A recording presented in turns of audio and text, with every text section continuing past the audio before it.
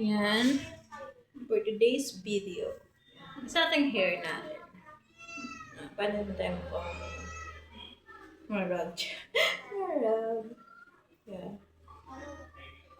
Ayan guys. Tayo ay magluluto ng tawag dito, omelette na dilis, no? Ito, 2 eggs. Ayan.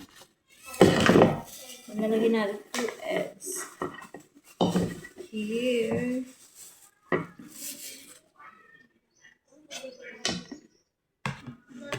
Ano bang halo natin? Nagkapakan natin siya. Yung eggs. And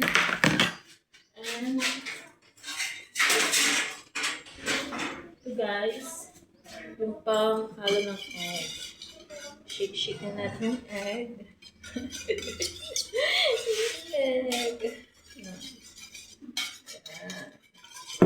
Then, lalagyan na natin siya ng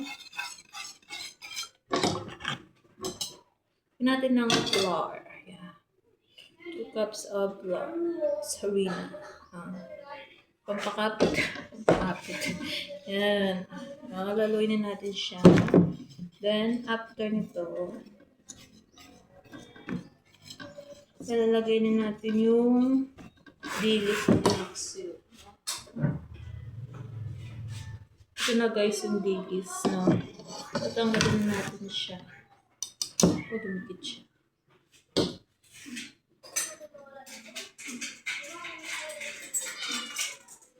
Pinaksim muna kasi natin siya guys, no? Bago natin i-hack. Para sure na i-spray na natin. Ito ng aking table. Ito pag-luto. Ayan. I-spray na natin siya guys.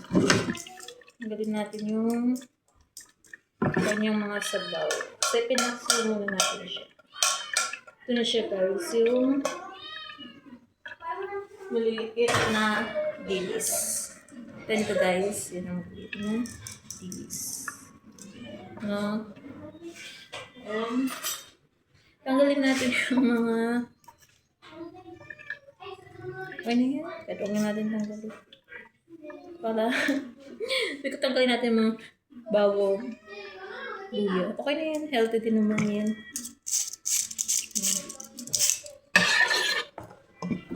Yan. Ihalo-halo na natin siya guys.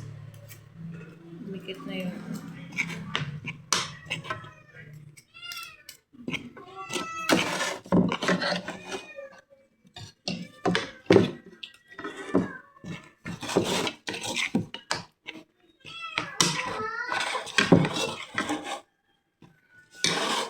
Tapos lagyan natin siya ng tawag dito, bitchin. Dinagdayan ko pa ng isang spoon ng flour. Kasi nalaluin na natin siya. Lagyan natin ng para may lasa ng bitchin. Yan.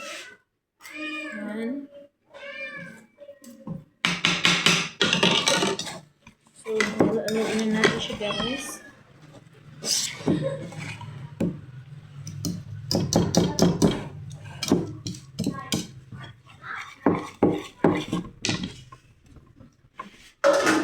And then, later on, ipa-fry na natin siya. No?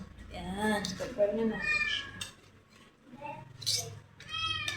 Hindi naman ganun kadami guys, kasi hindi naman madami ata yung in-order ng fish. Parang ano lang siya. Isang kilo lang ata siya. Tapos, ang small na ito. Hindi pa siya diba? Ano siya guys?